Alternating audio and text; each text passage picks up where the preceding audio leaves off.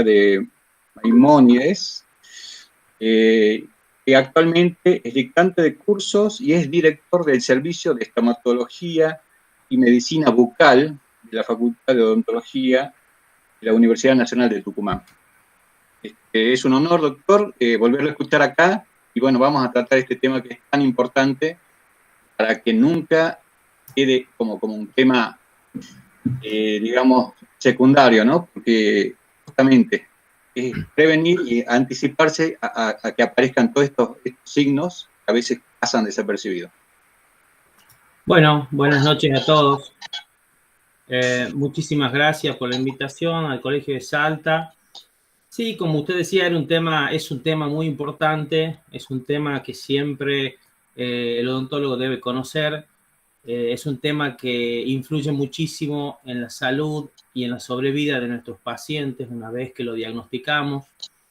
Es por eso que vamos a tratar de dar en un breve tiempo la mayor cantidad de casos clínicos posibles y mostrarles más o menos cuáles son los parámetros necesarios para poder diagnosticar enfermedades premalignas y enfermedades ya malignas o cánceres establecidos para poder darles a nuestros pacientes la mejor sobrevida posible. Cuando usted quiera, comienzo con la presentación de la pantalla. Sí, podemos comenzar, doctor, no hay problema. Bueno.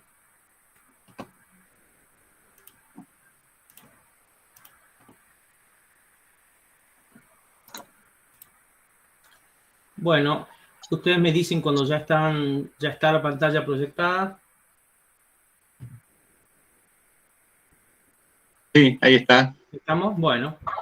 Bueno, como les dije y como se lo ha anunciado por las redes sociales del Colegio de Salta, el título de la conferencia que vamos a dictar hoy es sobre desórdenes potencialmente malignos y sobre cáncer bucal. Como ustedes saben, si bien durante esta semana se está ejecutando en la mayor parte del país la campaña de detección temprana de cáncer, nosotros en las universidades públicas la hacemos unos meses antes a la campaña y estas son fotos de la campaña que hemos realizado este año en nuestra facultad, en nuestra institución, donde nuestros alumnos revisaron los pacientes. Nosotros este año hemos dividido esta campaña en una parte virtual y en una parte presencial. En el momento en que hicimos o pensamos la campaña, pensamos en una parte presencial, que es una parte que no se la pudo hacer el año pasado por la cuestión de la pandemia que aún estamos transitando. Entonces veíamos importante este año volver a realizar la parte presencial, el examen de los pacientes y la detección temprana de todo este tipo de lesiones. Y seguimos, por supuesto, también con esta parte tan importante que es la virtual, en donde mediante los diferentes medios o las redes sociales hemos tratado de ir publicando día a día estos flyers que hemos diseñado con información como por ejemplo qué señales se debe tener en cuenta, los factores de riesgo del cáncer bucal o cuáles son aquellos factores que podemos tener en cuenta para prevenir el cáncer bucal. Y día a día íbamos publicando en Facebook o en Instagram. Ahí abajo tienen la dirección de Facebook o de Instagram, que la pueden seguir tranquilamente, en donde siempre estamos publicando diferentes tipos de informaciones que son, por un lado, para nuestros alumnos, pero también puede ser para toda la comunidad odontológica. Comenzando en sí con el tema que hemos elegido para el día de hoy, vamos a hablar primero en esta primera parte sobre los desórdenes potencialmente malignos. Y vamos a tratar de conceptualizar el término para que queden claros de qué se trata. Los trastornos orales potencialmente malignos son presentaciones clínicas que conllevan un riesgo de desarrollo de cáncer en la cavidad oral, ya sea a partir de una lesión precursora clínicamente definible o a partir de una mucosa oral clínicamente sana o normal. Este término, con el paso de los años, ha ido cambiando. Primero, hace 20 o 30 años atrás, se los denominaba lesiones y estados precancerosos. Luego, cambió el término por lesiones potencialmente malignas y actualmente la OMS las denomina como desórdenes potencialmente malignos. Y estas son las entidades que tenemos que tratar de identificar en nuestros pacientes, porque tratando o identificando estas lesiones, podemos evitar que nuestros pacientes lleguen al punto de tener que diagnosticar cáncer en su cavidad bucal. Entonces, como les decía, según el último libro de clasificación de tumores de cabeza y cuello de la OMS, y según el último artículo de uno de los asesores del Departamento de Cáncer Bucal de la OMS, la clasificación de estos desórdenes es la que ustedes ven hacia la izquierda. Los clasifican en la leucoplasia, en la eritroplasia, en la eritroleucoplasia, en la fibrosis submucosa oral, en la disqueratosis congénita, en la queratosis del masticador de tabaco, en lesiones palatinas en fumadores inversos, en candidiasis crónicas, líquen plano oral, lupus eritematoso discoide, glositis sifilítica y keilitis actínica. Todas las entidades que acabo de nombrar están incluidas dentro de los desórdenes potencialmente malignos. Pero aquellas entidades que he colocado en rojo en esta lista son las entidades que más se dan en nuestro medio y son las 4 entidades de las cuales vamos a mostrar casos clínicos y de las cuales vamos a hablar. Si alguien tiene alguna duda, sería importante que no sigamos avanzando y me pregunte y después seguimos con el resto de las diapositivas, así que no hay problema. Antes de comenzar en sí a caracterizar estas 4 entidades de las que hablamos recién, me gustaría disponer de una diapositiva para la úlcera traumática crónica. La úlcera traumática crónica no es una entidad que esté reconocida como un desorden potencialmente maligno, pero es muy importante para la Escuela Argentina de Estomatología que en algún momento la OMS la reconozca, ya que hace muchísimos años que venimos viendo los estomatólogos que ciertas úlceras traumáticas crónicas en boca han cancerizado. Es por eso que se está trabajando en los últimos años para tratar de generar la mayor cantidad de evidencia posible para que en algún momento sea reconocida como un desorden potencialmente maligno. La irritación mecánica crónica de la mucosa oral se ha propuesto como un factor de riesgo para el cáncer oral.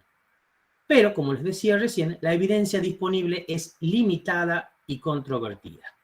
Hay un trabajo bastante actual de la Cátedra de Estomatología de Córdoba, en donde ellos están investigando sobre la evidencia de la irritación mecánica crónica como un factor causante del cáncer bucal.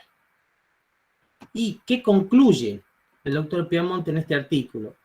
Él nos dice que la evidencia disponible sugiere que la irritación mecánica crónica podría jugar al menos un papel como promotor de los tumores, pero los mecanismos patológicos por los cuales se produciría este fenómeno todavía no se entienden completamente. Un poquito más allá en el tiempo, el doctor Lanfranchi de Buenos Aires también hizo un trabajo interesante hace unos años, en donde examinó de manera retrospectiva 6.244 pacientes, y de estos pacientes registró 107 casos con úlceras traumáticas.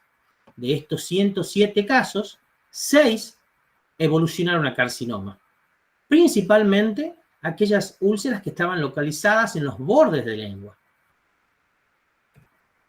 Ahora sí, entrando en sí a los 4 trastornos que más se dan en nuestro medio y que están reconocidos por la OMS como desórdenes potenciales, empezamos por la leucoplasia.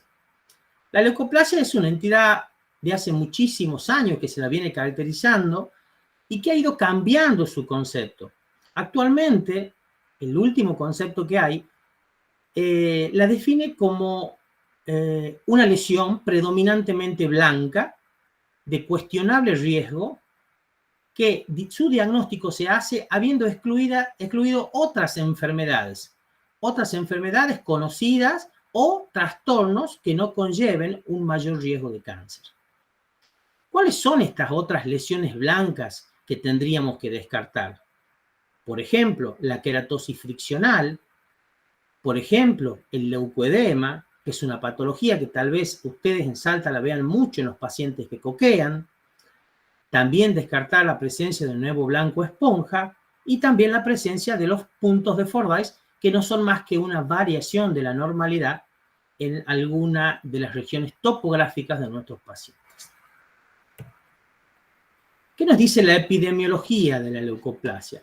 Que tiene una prevalencia del 2.6%, que tiene una predilección por el sexo masculino, que la edad media de presentación es 60 años y que el índice de transformación puede llegar desde el 1.1 al 40.8%, según el estudio del doctor Aguirre, que hizo un review y un metaanálisis sobre todos los estudios actuales sobre leucoplasia. Y cuando hablamos de la etiología, de qué puede causar la leucoplasia, decimos que hay dos grandes grupos. El primero de ellos es el de la leucoplasia idiopática, que puede representar entre un 4 y un 26% de las leucoplasias. Y el segundo grupo es el de las leucoplasias por causa conocida, en donde ahí sí ingresa el tabaco como uno de los factores más importantes, el tabaco en todas sus formas, el alcohol, la posible infección por cándida y otros factores, por ejemplo, la deficiencia de vitamina B12 o de vitamina B9. Actualmente, y ya lo vamos a ver en diapositivas posteriores, también se ha relacionado mucho la presencia de algunos virus, como por ejemplo el virus del HPV, como causante de las leucoplasias. ¿Cómo las vamos a ver clínicamente a la leucoplasia? La leucoplasia en la boca de nuestros pacientes modifica tres cosas.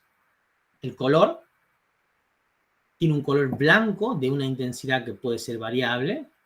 El aspecto de la mucosa, ¿por qué? Porque la mucosa pierde su brillo, pierde la suavidad, pierde la humedad natural, a diferencia de otra o de otro trastorno o desorden potencial que es, por ejemplo, el líquen. Y su consistencia aumenta porque aumenta el espesor de la mucosa. En cuanto a la lesión elemental que representa, suelen ser placas, y las placas son un aumento en el espesor de la mucosa de nuestros pacientes. ¿Cómo se clasifica? Según la última clasificación que tenemos de leucoplasia, que es la clasificación del doctor Samán, que es el encargado del Departamento de Cáncer de la OMS, él las clasifica en homogéneas y no homogéneas. Las homogéneas tienen una posibilidad de transformación que va desde el 0.6 al 5%. En cambio, las no homogéneas tienen 7 veces más probabilidades de cancerizar que una leucoplasia homogénea. Y dentro de estas leucoplasias no homogéneas, nosotros, por ejemplo, tenemos las leucoplasias moteadas, las leucoplasias verrugosas y las leucoplasias nodulares. Las leucoplasias moteadas han quedado en esta clasificación, pero en realidad hoy están dentro de un nuevo grupo de enfermedades o de entidades que se denominan eritroleucoplasias. Acá tenemos casos clínicos de leucoplasias homogéneas. Ustedes pueden ver en la diapositiva de la izquierda, dorso de lengua, toda la extensión del dorso de lengua de este paciente está ocupada por una mancha blanca que en algunos sectores parece una placa porque aumenta un poco el espesor y le da a la lengua un aspecto parqueteado. En la fotografía de la derecha podemos ver borde lateral derecho de lengua y vientre de lengua, una placa blanca, y vemos cómo pierde la zona donde está esta placa blanca esa humedad natural que tiene la mucosa. Estos dos casos son de leucoplasias de tipo homogéneas. Seguimos con casos de leucoplasias homogéneas. Acá tenemos en la fotografía de la izquierda paladar duro y tenemos múltiples lesiones blancas con aspecto de placa que cubren casi toda la extensión del paladar duro de nuestro paciente y parte del reborde edéntulo. en el mismo paciente, en la otra fotografía, en el sector retrocomisural del lado izquierdo, una placa blanca de límites definidos y en el polo posterior otra placa blanca de límites un tanto irregulares con una pequeña fisura central. Y acá vamos a ver la leucoplasia moteada, que es aquella leucoplasia que, si bien está representada por placas blancas, también tiene zonas rojas que van salpicando a las zonas blancas. Esta es la entidad, perdón, que les decía recién, que actualmente se conoce como una eritroleucoplasia. Este es un paciente que hace muy poco tiempo lo hemos operado, borde lateral izquierdo de lengua, vientre de lengua y piso de boca con zonas erosivas de variable tamaño. Y la leucoplasia nodular, miren ustedes cómo tiene un aspecto de un pequeño nódulo que está salpicado por placas blancas de diferentes tamaños en la zona retrocomisural del lado derecho. La leucoplasia verrugosa. Acá podemos ver que a partir de la línea media de nuestro paciente hacia el lado derecho del paciente, la leucoplasia está representada por una lesión elemental de verrugosidad. Miren cómo esto es una lesión verrugosa. Sin embargo, de la línea media hacia la izquierda, la lesión elemental es una placa. Es decir, hacia este lado es una leucoplasia homogénea, convencional, y de este lado una leucoplasia de tipo verrugoso y no homogénea. Bueno, al hablar de las leucoplasias verrugosas, es importante dejar en claro que existe otra entidad que en los últimos años ha cobrado muchísima importancia y que es la leucoplasia verrugosa proliferativa. Es una entidad diferente y que tiene muchísima más probabilidad de hacer cáncer que la leucoplasia verrugosa convencional.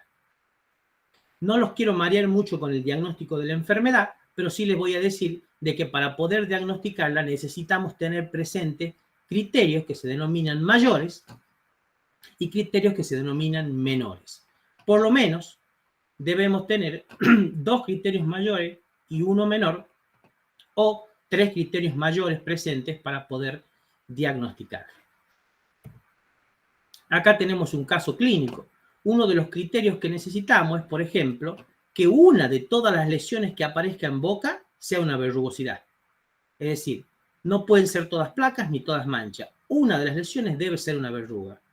Aparte, debe haber por lo menos 3 sitios de la cavidad bucal que estén comprometidos con lesiones de tipo leucoplásicas. Generalmente se dan en mujeres, generalmente estas lesiones después de extirpadas recidivan, y alguna de estas veces que las lesiones recidivan, estas lesiones pueden ser ya un carcinoma in situ o un carcinoma de tipo invasor. Es una leucoplasia muy difícil de manejar, con muy difícil o muy peligroso pronóstico, así que hay que tener muchísimo cuidado con este tipo de pacientes. Miren, por ejemplo, en este caso clínico, que no es mío, es un caso clínico de una doctora que estaba publicado como plan de tesis, y miren acá, mucosa yugal del lado izquierdo, tercio posterior de mucosa yugal, encía vestibular inferior, encía lingual inferior. Hay múltiples zonas topográficas que están afectadas por la entidad. Ahora, todavía hay algunos colegas que se preguntan por qué ante el diagnóstico de la leucoplasia debemos hacer una biopsia. Debemos hacer una biopsia porque, en primer lugar, debemos excluir la presencia de otras patologías. Como segundo punto, evaluar la presencia y el grado de displasia en una leucoplasia, porque el grado de displasia es un elemento que nos da la posibilidad de saber si esa leucoplasia va a avanzar o no, o si la debo controlar más seguido o no. Y también nos da la posibilidad, hacer una biopsia, de evaluar la invasión o la posible invasión de cándida en el epitelio. Hay un estudio interesante del año 2013 en el que se analizaron 275 casos que habían recibido un diagnóstico clínico de leucoplasia, pero tras aplicar controles estrictos de diagnóstico clínicos y anatomopatológicos, estos 275 casos se redujeron a 176. Así que miren ustedes la importancia de hacer una biopsia. Lo que creíamos que había 275 casos de leucoplasia terminaron siendo 176.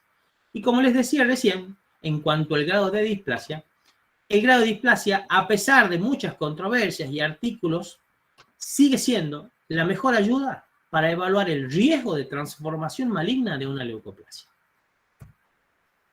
¿Con quién vamos a hacer el diagnóstico diferencial de una leucoplasia? Como les había dicho en las primeras diapositivas, con las candidiasis pseudomembranosas. La diferencia es que una candidiasis pseudomembranosa yo paso una gasa y se desprende la pseudomembrana blanca, dejando una zona atrófica por debajo.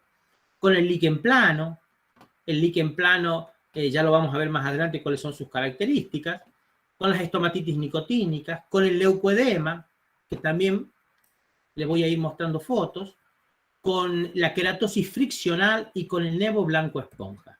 Acá tenemos una candidiasis pseudomembranosa aguda, por ejemplo, en un paciente de 90 años de edad, que está cubierta toda la superficie del dorso, borde lateral, vientre de lengua y hasta en piso de boca por una pseudomembrana blanquecina, que al pasaje de una gasa se desprende. Entonces, esto nos deja la evidencia de que se trataba de una candidiasis pseudomembranosa y no de un líquen ni de una leucoplasia.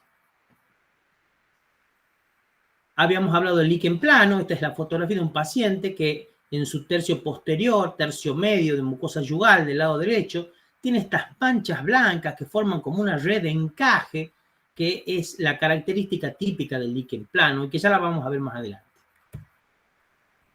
El leucoedema, del cual hablábamos recién, que deben ver mucho los colegas de Salta, miren cómo toda la extensión de la mucosa yugal del lado derecho, en los 3 tercios, anterior, medio y posterior, tiene como unas manchas blanco-grisáceas, decía el libro del doctor Pimborg, como si le hubieran colgado un velo a la mucosa.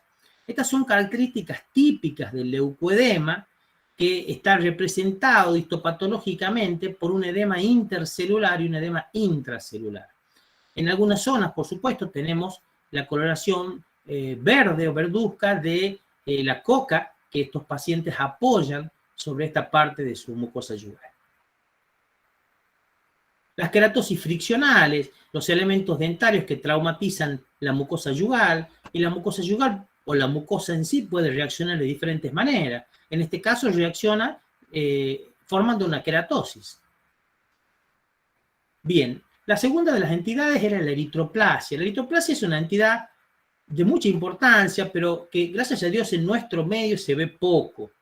Y está caracterizada, según el doctor Samán, como un parche rojo, ardiente, que no puede ser caracterizado ni clínica ni histopatológicamente como cualquier otra enfermedad definible. Las lesiones eritroplásicas suelen tener un esbozo de tipo irregular, es decir, sus límites no son netos, y tiene una superficie aterciopelada de color rojo brillante. El subsitio más comúnmente involucrado es el paladar blando. En muchos casos, la eritroplasia ya posee displasia o un carcinoma in situ. Esto lo sabemos hace mucho tiempo. Hace mucho tiempo se hablaba ya de la famosa eritroplasia de Queyrat, donde ya el carcinoma in situ estaba presente. 2 ejemplos comunes de entidades que a menudo pueden ser confundidas con la eritroplasia son las candidiasis atróficas o el eritema migrans. Acá tenemos una fotografía del último artículo que publicó el doctor, en donde en el velo del paladar del lado derecho de nuestro paciente vemos este parche rojo ardiente de bordes irregulares que representa una lesión de eritroplasia. La eritroleucoplasia es lo que habíamos visto anteriormente como una leucoplasia moteada. Son estas placas blancas que se encuentran surcadas o salpicadas por zonas rojas, que pueden ser zonas representadas por atrofia o zonas representadas por erosiones. Bien, como les decía, la eritroleucoplasia, a diferencia de la leucoplasia, puede tener un margen irregular, como si fuera una eritroplasia común. Y acá tenemos la paciente que hemos visto recién. Esta es una paciente de 76 años de edad, que concurrió a la consulta hace 2 meses aproximadamente al consultorio, derivada de un colega. Cuando vemos todo este conjunto de placas blancas que ocupan el borde lateral de lengua, que ocupan el vientre, que ocupan piso de boca, y que se encuentra salpicada por estas lesiones atróficas o erosivas, decidimos inmediatamente tomar 3 biopsias con punch número 5 de diferentes sectores, creyendo en una posible displasia, en un posible cambio displásico en esta paciente. Cuando tuvimos los resultados, vimos que ya había una displasia de tipo severo en esta paciente. Entonces le recomendamos a la paciente, antes de estar controlándola todos los meses y rogando de que en cualquier momento esto se transforme a un cáncer, operar y extirpar con margen de seguridad toda la lesión. Al realizar la extirpación, al realizar nuestra cirugía, el examen histopatológico ya dio en algunos sitios que había un carcinoma in situ. El líquen plano bucal, es también forma parte de los desórdenes potencialmente malignos. Es una enfermedad mucocutánea, es decir, que puede aparecer en piel y puede aparecer también en mucosa. Es inflamatoria, es crónica y evoluciona a brotes. ¿Cómo puede presentarse el líquen? Nosotros lo caracterizamos, lo clasificamos actualmente en 2 grandes grupos. Y hablamos de los líquenes blancos y hablamos de los líquenes rojos. Y decimos que los líquenes blancos son todas aquellas que están representadas por manchas blancas, que pueden formar diferentes dibujos. Y los autores lo denominan líquen en red, líquen reticular, líquen en forma de helecho, líquen en forma de vela derramada, muchísimas formas según cómo se adopten o qué forma adopten estas manchas blancas. Y los líquenes rojos, cuando las lesiones elementales que los representan son la atrofia, la erosión, una ampolla o una placa. ¿Y para qué nos sirve a nosotros esta clasificación? Y esto es lo importante, porque uno siempre se pregunta, ¿para qué tantas clasificaciones y tanta confusión? En el caso del líquen, son muy importantes las clasificaciones. ¿Y por qué? Porque no hemos visto a los líquenes blancos cancerizar, sí a los líquenes rojos. Entonces es importante por esto, porque si nosotros tenemos un líquen rojo, vamos a tratar, o vamos a hacer lo imposible mediante nuestro tratamiento, de que este líquen rojo se convierta en blanco y quedarnos más tranquilos y poder hacer controles más esporádicos de nuestro paciente. Es por eso la importancia de que clasifiquemos a los líquenes en blancos y en rojos. Acá tenemos, por ejemplo, un líquen blanco de aspecto anular. Miren ustedes cómo las manchas blancas parecen anillos sobre el tercio posterior de la mucosa yugal del lado izquierdo. Acá tenemos un líquen en forma de red. Miren cómo ha adoptado la forma de una red las manchas blancas en este paciente, abarcando todo o toda la mucosa yugal del lado derecho. Acá tenemos un líquen que ha tomado un aspecto de tipo dendrítico. ¿Y cuál es la epidemiología del líquen? Esta epidemiología la hemos estado cambiando en los últimos días, porque hay un artículo nuevo en donde habla de una prevalencia de entre un 1 y un 4%. Y lo que sí está claro es que por cada hombre hay una mujer y media afectada, es decir, la padecen más las mujeres que los hombres. Y la edad media va entre los 30 y los 60 años de edad, según el último artículo que hay publicado, que es un metaanálisis sobre el líquen plano. Bien. ¿Cuáles son los factores que predisponen a la aparición del líquen y cuáles son los factores que desencadenan? Los factores predisponentes básicamente suelen ser factores familiares. Hay familias completas con diagnóstico de líquen. Y los factores desencadenantes pueden ser factores psíquicos, que está presente en la mayoría de los casos. La mayoría de nuestros pacientes con diagnóstico de líquen tiene problemas emocionales en los últimos tiempos. los fármacos, los materiales odontológicos, los factores microbiológicos que están presentes en muchísimas enfermedades, de las cuales antes no se hablaba del factor microbiológico como desencadenante de entidades, y los factores de tipo inmunológicos. No nos olvidemos que está conceptualizado como una enfermedad de autoagresión. ¿Por qué puse de rojo o de color rojo acá los fármacos y los materiales odontológicos? Porque en realidad, si el efecto causal fue un fármaco o un material odontológico, no se trataba de un líquen verdadero, sino de una lesión de tipo liquenoide, que clínicamente e histopatológicamente es casi indistinguible del líquen. Pero cuando yo retiro el fármaco o cuando yo retiro el material odontológico, y cuanto a material odontológico me refiero a metales, me refiero a amalgamas, me refiero a aparatos de cromocobalto, me refiero a implantes dentales, las lesiones desaparecen. Bien, ¿cuáles son los pilares en el diagnóstico del líquen? Generalmente el líquen son lesiones de tipo multicéntricas y bilaterales, o también llamadas en espejo, es decir, aparecen del lado derecho, aparecen del lado izquierdo en espejo. El tercio posterior de mucosa yugal siempre es muy afectado. Todos estos son criterios que nos van ayudando para poder arribar al diagnóstico de un líquen.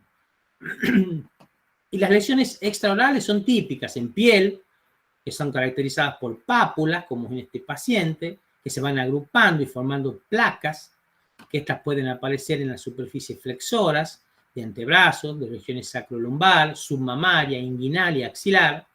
El cuero cabelludo también puede estar afectado. Las uñas, hay un adelgazamiento progresivo del lecho.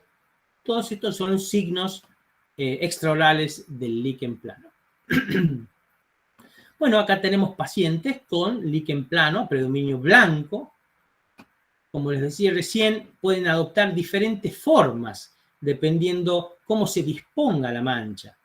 Acá tenemos pacientes con formas diferentes en dorso de lengua, en tercio posterior de mucosa yugal, tercio posterior de mucosa yugal de otro paciente.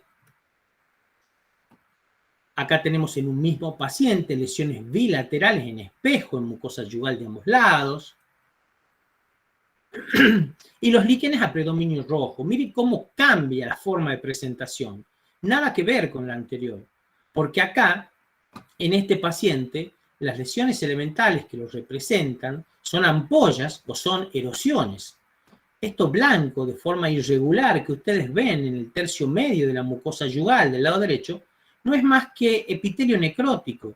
Es el techo de lo que fue la ampolla, que está en vías de desprenderse y, por supuesto, está necrosándose. Si yo retiro este techo con una pinza de algodón, va a dejar por debajo una erosión. Y esta erosión va a arder, va a molestar, va a doler a nuestros pacientes. Acá tenemos en borde lateral derecho de lengua y vientre de lengua otra ampolla que por supuesto ya ha perdido su contenido, pero su techo descansa sobre su lecho y es un epitelio de tipo necrótico, que cuando intentamos levantarlo, por supuesto, sangra en demasía.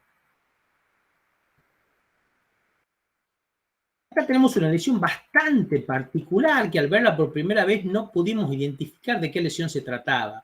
Pero cuando vamos un poquito más hacia atrás en la inspección, vemos que forma parte de una misma lesión que tomándola con la pinza de algodón se desprende. Y entonces esto no es más que el techo de una ampolla verdadera que ha adoptado una forma de tipo irregular y que nosotros desprendemos su techo y deja una erosión sumamente sangrante por debajo. Otro paciente en borde lateral derecho de lengua y vientre, también techos de ampollas, epitelio necrótico en vías de desprenderse. El mismo paciente retirando este techo de esta ampolla con una pinza de algodón y dejando una erosión de tipo sangrante. Acá tenemos un líquen a predominio rojo, pero que también está acompañado por manchas blancas. Miren en el centro del dorso lingual, que está representado por manchas blancas, pero cuando nos vamos un poquito hacia el sector posterior y hacia el borde lateral de lengua, vemos cómo está surcado por zonas atróficas que caracterizan a este líquen rojo. Y por último, el líquen hiperqueratósico. El líquen hiperqueratósico es el más difícil de diferenciar de una leucoplasia, porque la lesión elemental que lo representa es también una queratosis.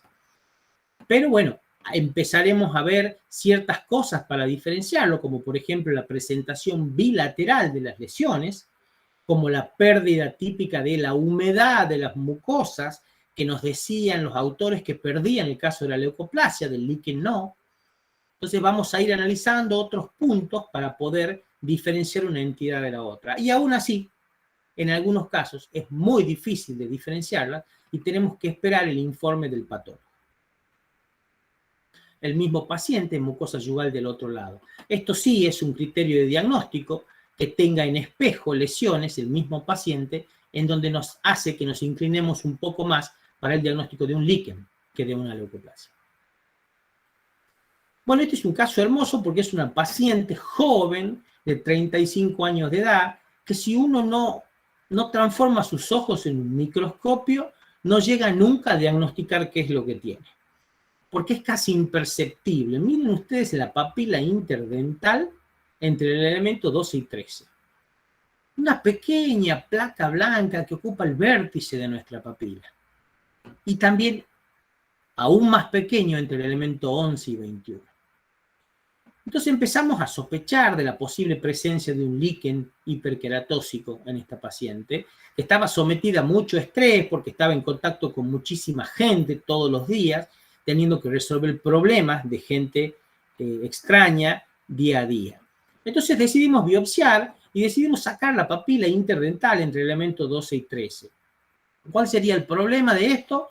Si lo hacemos con una técnica certera, ninguno, porque vamos a usar una técnica de preservación de papila, en donde vamos a eliminar solamente la parte vestibular de la papila desde el punto de contacto hacia vestibular, para que luego, a expensas de lo que queda de la papila por palatino, pueda crecer nuevamente la papila vestibular.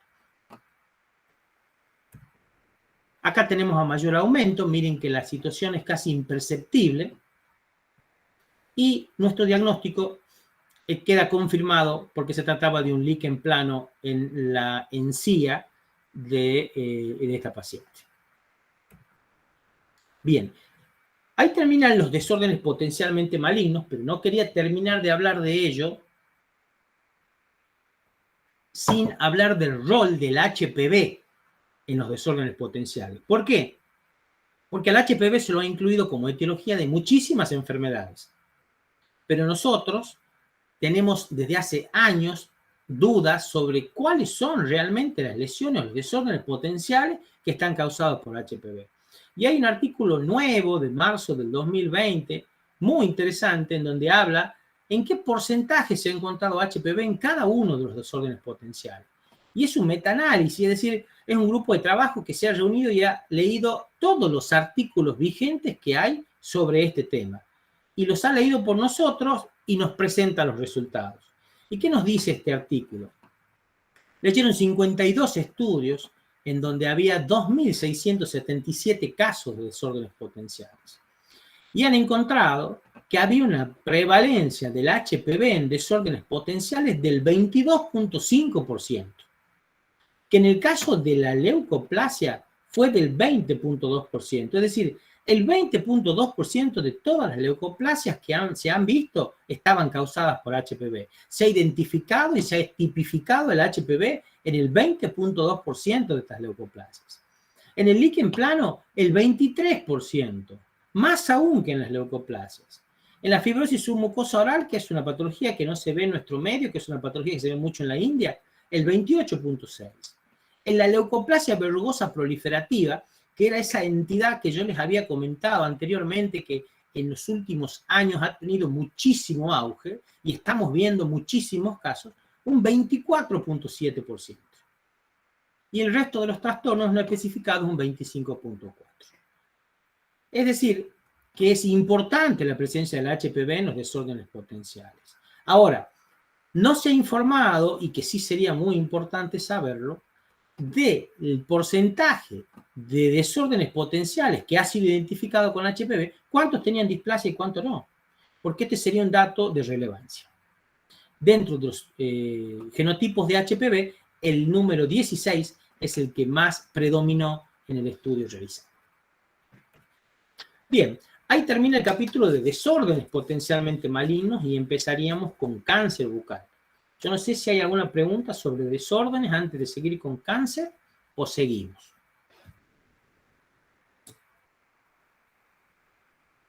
Bueno, seguimos. Entonces, hablando de cáncer. El cáncer bucal es un trastorno del crecimiento y la diferenciación celular que está caracterizado por un crecimiento excesivo, diferentes grados de autonomía frente a los mecanismos normales de la regulación de la morfostasis, no tiene punto final y es sumamente agresivo. Existen etapas en el crecimiento neoplásico de las cuales no vamos a hablar en este momento, pero sí las voy a nombrar, que son la iniciación, la promoción, la progresión, la invasión y la metástasis. Quería mostrarles este mapa, que es un planiferio que está en el último libro de la OMS, en donde pueden observar con diferentes tonos de azul los lugares en donde más prevalencia existe de cáncer bucal. Y memoricen cuáles son estos lugares. Miren, por ejemplo, Estados Unidos, Australia, algunas zonas de África. ¿Por qué quiero que lo memoricen? Porque quiero que cuando pase al próximo mapa, que este mapa nos muestra cuáles son las zonas en el mundo donde mayor cantidad de muertes hay de cáncer bucal, vean que no coinciden con las que mayor prevalencia había. Miren Estados Unidos y miren Australia, por ejemplo. ¿Y por qué ocurre esto? Porque si bien hay mucha prevalencia de cáncer, son países en donde el diagnóstico precoz y la prevención primaria y secundaria es importante y tienen campañas que lo acompañan a esto y campañas que ayudan a nuestros pacientes a que tengan una sobrevida importante. ¿Qué nos dice la epidemiología del cáncer bucal? La incidencia anual mundial de cánceres de cabeza y cuello es de 686.328 casos, de los cuales de cavidad oral son 300.373. El resto son de orofaringe, de laringe y de nasofaringe. La cantidad de muertes anuales por cáncer bucal es de 375.000. 43 pacientes mueren por hora todos los días a causa del cáncer de cabeza y cuello. En 2012, por ejemplo, en Sudamérica hubo 15.868 casos de cánceres, es decir, 3.8 cada 100.000 habitantes. En el mismo año, el número de muertes fue de 6.046 en Sudamérica, es decir, 1.4 pacientes cada 100.000 habitantes. Más del 90% de los cánceres orales son representados por el carcinoma espinocelular. En general, el cáncer bucal, cuando se incluye también a los de orofaringe, es el sexto cáncer más común en el mundo. Este trabajo solamente está puesto acá para que ustedes vean, porque es un trabajo, un estudio multicéntrico, en donde muestra cuál es el rango etario en el que mayor se presenta el cáncer en cavidad bucal. Miren ustedes las barras de 40 a 50 años, 50 a 60 años y 60 a 70 años. Es decir, entre los 40 y los 69 años está representada la mayor cantidad de cánceres de cavidad bucal. ¿Cuál es la etiología del cáncer de cavidad bucal? Fumar por mucho es el factor de riesgo más importante de cáncer. El consumo de alcohol también es un factor importante. Es más, interactúa sinérgicamente con el tabaco. lo que resulta un riesgo más que adictivo. El tabaco sin humo se usa por vía oral en la mayor parte del mundo. Masticando areca y o tabaco se pueden mezclar con otras sustancias, como por ejemplo cal apagada, betel, condimentos, endulzantes y especias. Acá tienen la nuez de areca y la hoja de betel. Esto se usa mucho en India y en África, por lo que la cantidad de casos de cáncer oral en esos lugares es muchísimo mayor a la nuestra. La exposición a la luz solar también es un factor de riesgo, más que nada para el cáncer de labio. La mala salud oral está asociada con el cáncer, pero no se ha demostrado todavía como un factor de riesgo independiente. Y esto es un dato importante, porque les diría, sin pensar muy mucho, que en el 90% de los pacientes con diagnóstico de cáncer hemos visto higiene bucal deficiente de nuestros pacientes. Y estaría bueno investigar sobre esto. Como les dije, no hay nada que nos indique que sea un factor de riesgo independiente, pero es una relación vista en el diagnóstico de los cánceres. Una dieta rica en frutas y verduras parecería tener un efecto protector benéfico contra el cáncer bucal. Como les había dicho, el 90% de los cánceres de cavidad bucal están representados por el carcinoma de células escamosas. El carcinoma oral de células escamosas es la neoplasia maligna más común en la cavidad bucal. Es más frecuente entre la quinta y la sexta década de vida y se asocia generalmente con factores de riesgo, como por ejemplo fumar, alcohol y el consumo de betel. El carcinoma de células escamosas es un carcinoma con diferenciación escamosa derivado del epitelio mucoso. Bien, ahora voy a mostrarles una serie de casos clínicos, todos casos clínicos de nuestra cátedra, de nuestro servicio de medicina bucal en la Facultad de Odontología, y este caso en especial, de un carcinoma de piso de boca, es de un paciente de sexo masculino, de 55 años de edad, dentado parcial, bebedor de 1 litro de alcohol por día, trabajador en una fábrica textil, y nos consulta por ardor en el piso de boca. Y nosotros cuando inspeccionamos el piso de boca, vemos que existe una lesión de aspecto nodular con una superficie erosiva en parte y por partes con puntos queratóxicos que ocupan el lado izquierdo del piso de boca. Por supuesto que decidimos biopsiar a este paciente. Y el informe de esta biopsia es el de un carcinoma de células escamosas de piso de boca infiltrante. En paladar duro también puede darse el carcinoma de células escamosas. Este es un paciente masculino de 48 años de edad. Es un paciente remisero desde hace 28 años. Concurre por una lesión dolorosa en su paladar. No fuma, toma 1 litro de alcohol por día, coquea con bicarbonato desde hace 20 años, 12 horas por día. Coloca el acuyico en zonas cercanas a la lesión, en zonas cercanas a esta lesión, a la lesión que ustedes pueden ver que se encuentra sobre el reborde vestibular y se encuentra abarcando desde distal del elemento 25 hasta el elemento 27. Ahora, cuando ustedes ven acá el examen extraoral y realizamos la palpación de las cadenas, vemos que hay formaciones de tipo nodulares, indoloras, que tienen una consistencia muy fibrosa, y la cadena submandibular y cervical están afectadas con ganglios de entre 3 y 5 centímetros, y son ganglios que están adheridos a los planos profundos. Por supuesto, también tomamos muestra de este paciente, hacemos una biopsia por incisión de la lesión de paladar, y nos informan un carcinoma de células escamosas infiltrante del paladar, por supuesto con bordes comprometidos porque es una biopsia incisional.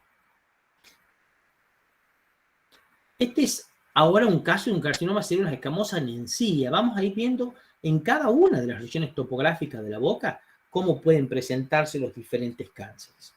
Y este es un caso que lo pueden encontrar en internet porque es un caso que hemos publicado en el año 2019 en la revista de la Fundación Carrara. Ustedes vean, es un paciente de 75 años de edad que concurre a la consulta por la presencia de una lesión tumoral en la encía del maxilar inferior. Según él, tiene una evolución de 60 días. Al examen físico podemos decir que es un paciente hipertenso, es un paciente que tiene marcapasos, que tiene trastornos renales importantes, que se encuentra dializado. Es un fumador de 10 cigarrillos diarios desde hace 60 años. Y el estado bucal es un estado bucal deficiente. El estado periodontal deficiente. Usa una prótesis de cromo cobalto, nuestro paciente, y esta prótesis de cromo cobalto que usa, todo lo que es la barra lingual, tiene íntimamente relación con la lesión que pueden ver por lingual de los elementos anteroinferiores. El paciente no presenta adenopatías palpables y es un T4N0MX en cuanto a la estadificación de su sistema TNM. Acá podemos ver la primera radiografía que se le solicita es una radiografía periapical. Miren la pérdida ósea, no es una pérdida ósea convencional, no es una pérdida ósea horizontal o vertical, periodontal de un paciente de 70 años. Miren el patrón que tiene esta pérdida ósea, es un patrón deflecado que deja hueso en algunos sectores y luego sigue su reabsorción. Esta radiografía ya nos está haciendo pensar de que este paciente tiene un carcinoma. La radiografía panorámica no hay mucho dato porque si bien se observa una radiolucidez importante, no tiene o no se observan patrones de reabsorción ósea diferentes. Y cuando pedimos una combi, vemos que la destrucción ósea ya es bastante importante en la zona de la patología. Mucosa yugal. Este caso es una paciente que hemos visto en nuestro curso de posgrado en la facultad. Es una paciente femenina de 77 años de edad, que tiene una importante lesión tumoral de aspecto úlcero vegetante que compromete labio inferior, mucosa yugal y piso de boca del lado derecho. Según ella, la evolución de esta lesión es de 2 meses. Lo relaciona la paciente con el cambio de una prótesis que tenía y que estaba desadaptada y que esta prótesis antigua tenía 20 años de vida. En esta misma paciente vemos que en otros sitios topográficos también tenemos presencia de lesiones. En piso de boca, zona central, una lesión úlcero vegetante. Y en dorso de lengua de la paciente, una lesión hiperqueratósica de aspecto irregular, alternada por zonas atróficas de lengua. Pedimos una combi de esta paciente y vemos cómo la lesión ya ha comenzado a reabsorber la cortical lingual del maxilar inferior de esta paciente. Y acá hago un tiempo, hago un break para poder explicar el concepto de cancerización de campo. ¿Por qué? Porque esta señora, la que acabamos de ver, entra justo para explicar que una paciente tiene una cancerización de campo presente. ¿Por qué? Todas las mucosas de las vías aéreas digestivas superiores de un mismo paciente, sometidas de forma similar a los agentes cancerígenos habituales relacionados con el desarrollo de cáncer oral, tienen un mayor riesgo de desarrollar nuevos carcinomas. El término cancerización de campo se ha empleado para describir múltiples terrenos de enfermedades premalignas con una prevalencia mayor a la esperada de aparición de múltiples tumores, primarios o secundarios, locales y la presencia de tumores distantes. La importancia de que una persona tenga cancerización de campo radica tanto en su frecuencia como en la influencia negativa que ejerce la aparición de un segundo tumor sobre el pronóstico del paciente. La frecuencia de aparición de segundos tumores en pacientes previamente diagnosticados de carcinomas oscila entre un 3 y un 30% de los casos. ¿Qué quiere decir esto? Quiere decir que esta paciente que acabamos de mostrar las fotos es una paciente que es muy probable que tenga 2, 3, 4 o 5 carcinomas diferentes en su boca, porque sus mucosas están hipersensibilizadas para que cualquier factor predisponente al cáncer bucal la transforme en cáncer. Es decir, en mucosa yugal puede tener un carcinoma primitivo, en dorso de lengua otro primitivo diferente al de mucosa yugal, en piso de boca otro diferente. Se han descrito hasta pacientes con conceptos aplicados de cancerización de campo con 7 carcinomas diferentes e independientes en la cavidad bucal. Es decir, esta mujer tiene toda su mucosa predisponentemente para hacer cáncer en cualquier momento. Y estos son los pacientes que son muy difíciles de tratar y que radican en una pobre sobrevida a 5 años. Esta es la biopsia de la paciente anterior, en donde nos informa un carcinoma epidermoide, que es un término viejo, epidermoide, en realidad se trataría de un carcinoma a células escamosas. Bueno, acá tenemos otro caso de un carcinoma en lengua. Carcinoma en lengua. Miren, como por ejemplo tenemos en borde lateral derecho de lengua una lesión tumoral de aproximadamente 2.5 centímetros. Su base es sésil y se encuentra cubierto por una mucosa de color blanco alternada por sectores rojos. Este es un paciente masculino, es un paciente de 57 años, que dice, según él, se descubrió esta lesión hace 2 meses, pero su odontólogo lo vio hace solo 10 días y lo manda para nuestra consulta. Vamos a la próxima. Este es el paciente.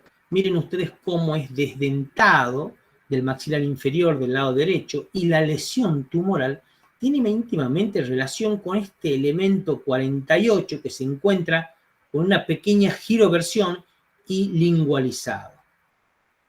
Este paciente, en cuanto a sus hábitos tóxicos, es fumador de 40 cigarrillos por día desde los 18 años de edad y toma 2 a 3 medidas de bebida blanca por día.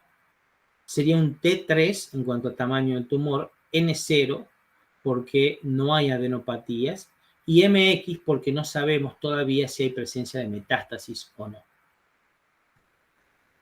Acá tenemos un paciente con una lesión de aspecto verrugoso, una paciente femenina de 79 años de edad, que tiene una lesión de aspecto verrugoso de color blanca amarillenta, que ocupa todo el borde lateral derecho y vientre de lengua. Tiene aproximadamente 2 por 5 centímetros. Sus límites son bastante netos. La mucosa que le rodea la lesión es de aspecto normal. La paciente es fumadora de un paquete de cigarrillos diarios desde hace 30 años. Nosotros hacemos un diagnóstico clínico de esta paciente de un carcinoma verrucoso de Ackermann. Y la biopsia nos confirma un carcinoma verrucoso de Ackermann. Ahí está el informe de la biopsia de nuestra paciente, un carcinoma verrucoso de Ackermann de lengua. Otro paciente con cáncer de lengua. La lengua es uno de los órganos o de los sectores topográficos de la cavidad bucal en donde más vemos cáncer. Y más que nada los bordes laterales de lengua. Por eso es que insistimos tanto con la presencia de las úlceras traumáticas crónicas sobre los bordes laterales de lengua. Miren ustedes y díganme si muchísimos odontólogos no se saltean esta lengua como una lengua normal. Sí, es muy factible que se salteen esta lengua. Pero miren acá cómo tienen una imagen de tipo nodular, atrófica. Y en el sector anterior también, una lesión nodular con una atrofia en el polo superior. Cuando le pedimos a la paciente que ponga su lengua en posición de reposo, miren ustedes cómo el borde lateral de lengua, en donde están estas 2 lesiones nodulares, coincide con la lingualización de los elementos dentales. El elemento 36 y el elemento 37. Por supuesto, decidimos hacer una biopsia del borde lingual de esta paciente.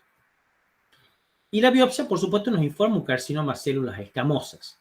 Por lo tanto, derivamos a la paciente a el equipo quirúrgico para realizar la cirugía correspondiente y a nuestro oncólogo. carcinoma de células escamosas moderadamente diferenciado, y además se informó un líquen crónico de base en esta paciente. De nuevo, las lesiones o los desórdenes potencialmente malignos por debajo de los cánceres. Esta es una paciente con un caso bastante importante que hemos visto en el posgrado del año 2019, en donde tiene una lesión tumoral con un aspecto úlcero vegetante muy importante, que toma vientre de lengua, toma piso de boca, toma reborde adentro inferior del lado derecho. Y esta también es una paciente, y presten atención, que entraría dentro del concepto de cancerización de campo. La misma paciente, paladar duro del lado derecho, una zona atrófica importante. Por detrás, en paladar blando, una lesión de tipo verrugoso, de importante tamaño que llega hasta el RAFE medio, ocupa el RAFE medio. Y estas lesiones no tienen nada que ver con la lesión del polo anterior, son lesiones diferentes. Por eso es que les digo que son lesiones que aplican a este concepto, o son pacientes que aplican a este concepto de cancerización de campo.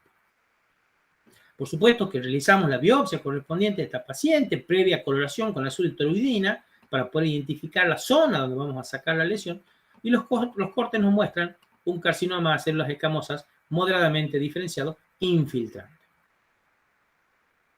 La lengua, de nuevo, borde lateral derecho de lengua, una lesión de aspecto tumoral con una fisura central, una úlcera central de importante tamaño. Pero miren, cuando le pedimos al paciente que ponga la lengua en reposo, la íntima relación, el íntimo contacto que tiene la lesión con los elementos dentarios que están fracturados, que están filosos, y no siempre estuvieron así. Ahora ya están casi decapitados a nivel cervical, pero hasta hace meses atrás, esto seguro que tenía bordes filosos que estaban traumatizando el borde lateral derecho de lengua hasta llegar a esta situación. Por supuesto que este caso anterior, al hacer la biopsia, también nos da un carcinoma de células escamosas. Los carcinomas en mucosa yugal, una paciente de 78 años de edad, tercio posterior de mucosa yugal del lado izquierdo, una lesión de aspecto verrugoso, pero da la impresión de que no está cubierta por queratina, no es blanca como normalmente vemos a las verrugosidades. Por supuesto, hacemos la biopsia de la lesión y el informe nos da un carcinoma verrugoso de Ackermann. El reborde alveolar también puede alejar carcinomas a células escamosas. Miren este paciente en todo el reborde alveolar vestibular, tomando fondo de surco, y la parte más inferior de la mucosa yugal del lado izquierdo, una lesión tumoral de tamaño aproximadamente de 4 centímetros de diámetro mayor por 2,5 de diámetro menor. Otra lesión de reborde alveolar. Miren, esto ocurre después de la extracción del elemento 18, que se lo extraen por movilidad dentaria. La paciente dice que luego, a la semana de haber realizado esta extracción, comienza a observarse un crecimiento epitelial en la zona de la extracción. Por supuesto, es un crecimiento anormal, un crecimiento de forma irregular, una úlcero-vegetación con zonas atróficas que decidimos, por supuesto, biopsiar. Y nos informa un carcinoma escamoso, también, o células escamosas semidiferenciadas. El labio, como habíamos dicho, la exposición solar era un factor de riesgo para un carcinoma de labio. Y este señor, que tiene 70 años de edad y que lo hemos visto en nuestro servicio, es un señor que tenía como oficio ser cartero, que vivió casi 40 años en la calle repartiendo cartas, y el sol produciendo acá en el labio inferior todos estos fenómenos que termina como un carcinoma en semimucosa del labio inferior. El paladar. El paladar es un lugar o un sitio topográfico de muy difícil diagnóstico en los carcinomas. Esta paciente es una paciente de 37 años de edad, que la he visto hace aproximadamente 8 años, y cuando llega a la consulta veo que tiene estas dos formaciones tumorales en el paladar duro del lado derecho. Y según ella las tiene hace más de 20 años, que pasó por múltiples odontólogos, que le dijeron que era un canino que tenía retenido, que estaba acá haciendo esta tumoración.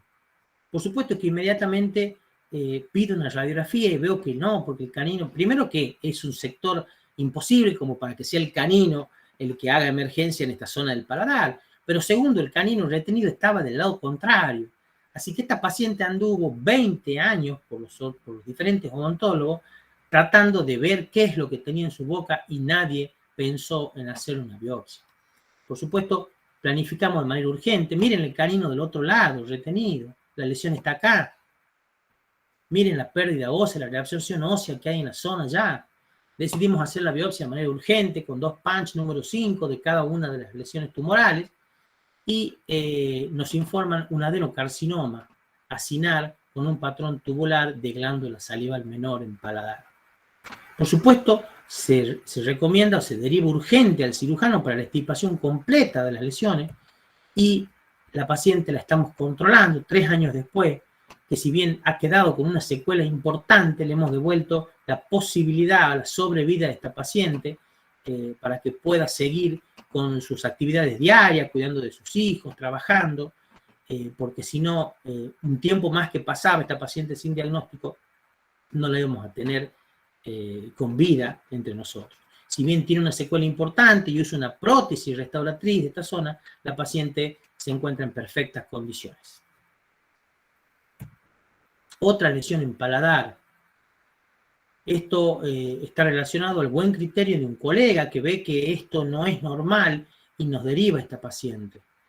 Por supuesto que primero tratamos de eliminar la cándida que pueda estar sobre estas lesiones para luego poder realizar una biopsia un poco más limpia. Y realizamos también 2 tomas con punch en el sector anterior y en el sector derecho de la lesión ulcerosa, de la lesión de la úlcera que tenemos en este sector. No se confundan en el sector central, porque esta lesión de aspecto exofítico que está en el sector central no es más que un torus mandibular, no forma parte de la patología. La patología es la úlcera que tenemos hacia el polo anterior y la úlcera o cavidad tal vez ya que tenemos hacia el lado derecho del torus. Por supuesto, tomamos 2 punch número 5 de esta lesión y nos informan un adenocarcinoma moderado o pobremente diferenciado y nos sugieren una inmunomarcación. ¿Por qué? Nos sugieren una inmunomarcación para ver si esta patología es primitiva del paladar o si esta patología es metastásica de algún otro órgano.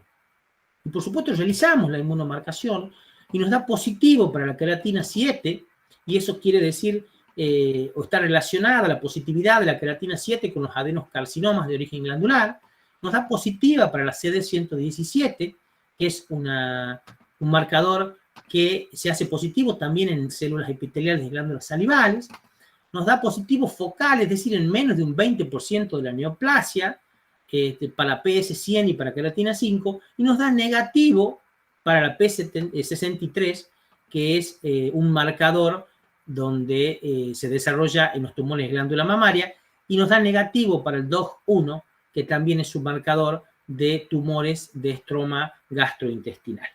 Entonces, mediante esta inmunomarcación que hacemos en esta paciente, podemos definir que es un carcinoma de tipo ductal, de una glándula salival menor, primitivo de cavidad bucal, y poder encarar la cirugía correspondiente del paciente. Paladar, glándulas salivales, otro paciente también. Miren cómo llega este paciente a nuestra consulta. Es un paciente joven de 40 años de edad, que llega con una lesión tumoral de importante tamaño en el paladar. De importante tamaño en nuestro paladar y en el paladar del paciente. Y nosotros, por supuesto, hacemos biopsia de esta lesión. Y esta lesión, bueno, esta es la radiografía del paciente. Miren ustedes la pérdida ósea que hay ya en algunos sitios del paladar. Y hacemos una biopsia y nuestra histopatología nos informa un adenoma pleomorfo. Por supuesto, organizamos de manera urgente la cirugía de este paciente, lo derivamos al Hospital Padilla y el paciente no concurre a la cirugía. Pero, un año después, aparece nuevamente en nuestra cátedra. La pérdida ósea sigue avanzando en la radiografía con BIM, miren cómo la pueden ver acá, y vamos a hacer otra biopsia porque esta lesión ha cambiado. Esta lesión ya se está ulcerando en el centro. Esto ya tal vez no sea un adenoma pleomorfo. Y justamente, ya se ha transformado en un carcinoma mucoepidermoide. Por supuesto, planificamos de manera urgente la cirugía, lo derivamos al Hospital Padilla y según lo que nos contaron los médicos del hospital, tampoco concurre a la consulta. Esto es un caso muy lindo, porque es un caso que, como otro caso que mostré recién, puede pasar inadvertido en el odontólogo. ¿Por qué? Porque es un paciente desdentado, porque tiene una pequeña hiperplasia sobre el reborde dentro en la zona retromolar, que puede pasar tal vez como una papila piriforme o como una pequeña hiperplasia. Sin embargo, a nosotros no nos gustó estas angiogénesis en el polo superior de la lesión, no nos gustó el tamaño, entonces decidimos biopsiar. Y gracias a Dios que la biopsiamos, porque esta paciente nos dio un carcinoma mucoepidermoide de bajo grado de una glándula salivar. Entonces, cuando veamos algo que nos llame la atención, no lo dejamos. No le decimos al paciente, no es nada, déjalo ahí, ¿para qué te lo vas a sacar? No, lo biopsiamos. Entonces, por eso es que yo represento con estas dos caras del teatro, la alegría y la tristeza. ¿Por qué? Porque nosotros tenemos que ponernos la careta de la alegría para darle una noticia a un paciente. Y nosotros tenemos que diagnosticar al paciente en este estadio. En el estadio en que le podamos decir al paciente, usted va a vivir, usted va a tener una sobrevida del 80% en 5 años. No ponernos la careta de la tristeza y diagnosticarlo al paciente en este estado, en donde ya no le podemos decir al paciente ni que le queda 1 año de vida. Entonces comencemos a mirar un poquito más los tejidos blandos y por supuesto que si dudamos o que si no sabemos, derivamos inmediatamente. Ustedes tienen excelentes estomatólogos en Salta, también a los que pueden derivarles. Así que esto es todo. Muchas gracias. Y si hay alguna duda, yo dejo de presentar pantalla.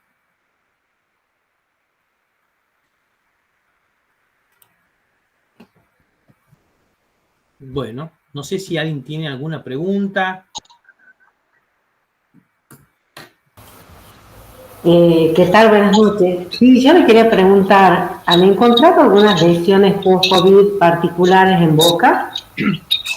Sí, estamos justamente, hoy estuvimos hablando del tema, en particular hemos visto muchas lesiones de tipo atrófico erosivas en pacientes que han estado internados con COVID y se nos ha ocurrido de que no era el COVID en sí el que causaba estas lesiones, sino que podía haber otro tipo de infección concomitante post-COVID. Y entonces hemos empezado a pedir IgG y la IgM para el citomegalovirus.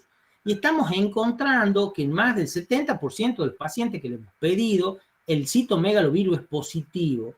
Es decir que aparentemente es tanta la baja de inmunidad post-COVID que se hace efectiva, digamos, la presencia de otros virus, como por ejemplo el citomegalo, en nuestros pacientes que están causando este tipo de lesiones. No sé si les respondo, Doug, la pregunta. Sí, perfecto. Y con respecto al coqueo, que es tan común acá en el norte, ¿hay alguna cifra o alguna estadística?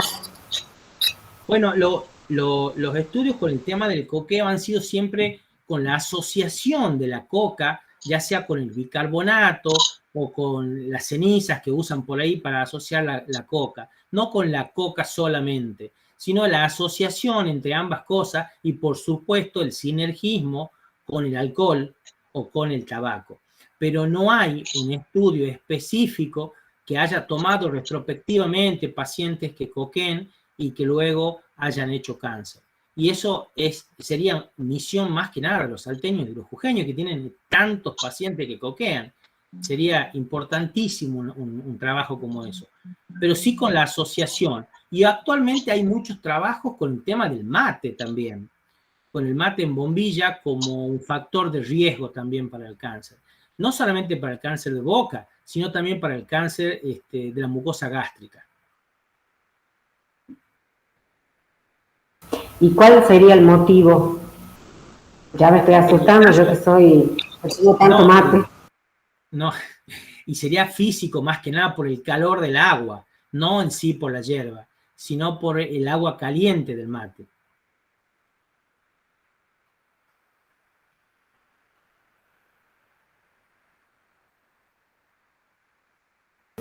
Perfecto, muchas gracias. No, de nada. No sé si alguien más quiere preguntar algo. Acá veo que tengo exalumnos míos acá. Están mirándome. Sí, acá estoy viendo María Pía, dice, excelente exposición, doctor, clarísimos los conceptos. Pablo Molina, excelente, muchísimas gracias. Mom Esper, excelente, doctor. Ani Cas, muchas gracias, doctor, muy linda su presentación. Muchas gracias, dice Mom Esper. Sergio Gustavo Arias, muy ilustrativo, doctor, muchas gracias. María Valeria Salvatierra, muchas gracias, muy buena charla, saludos, doctor Mauricio. Marta Elías, siempre viene bien recordar conceptos. Bueno, no sé si habrá más preguntas. Bueno, les recordamos a los que les interese la estomatología que siempre con la doctora Paola o con el resto de las autoridades del colegio estamos dispuestos a hacer un curso de tipo presencial con clínica. La idea es hacer con clínica para poder hacer las biopsias necesarias en la clínica del colegio y no solamente abarcar la parte teórica, si ustedes también tengan la práctica necesaria para tratar a algunos pacientes de su consultorio. Así que si se pueden ir poniendo en contacto con las autoridades y se organiza para el próximo año sin ningún problema. Perfecto, doctor, muy agradecida. Y sí, lo vamos a planificar, si Dios quiere, para este 2022. Nos quedó pendiente, ya la clínica está adaptada a todos los protocolos y normas del COVID que nos exigían. Y bueno, también a los colegas agradecerle y a usted que siempre está bien dispuesto a todas las actividades de educación continua del colegio. Y también comentarle que ya en breve va a salir la revista con el reporte del caso clínico que nos envió. Le vamos a enviar la revista impresa y la distribuimos tanto en la página web del colegio en forma digital, pero también vamos a hacer las impresiones de las mismas, ¿no? Bueno, buenísimo, me alegra mucho y para lo que necesiten, siempre estamos acá, la cátedra de estomatología y el servicio de medicina bucal que se ha creado recientemente a disposición de ustedes. Muchas gracias. Muchas gracias a usted. Bueno, muchísimas gracias, doctor Mauricio. Bueno, siempre el colegio va a estar a disposición de lo que necesite y bueno, seguramente para el año que viene hacemos la clínica. Muchísimas gracias, hasta luego. Chao, chao.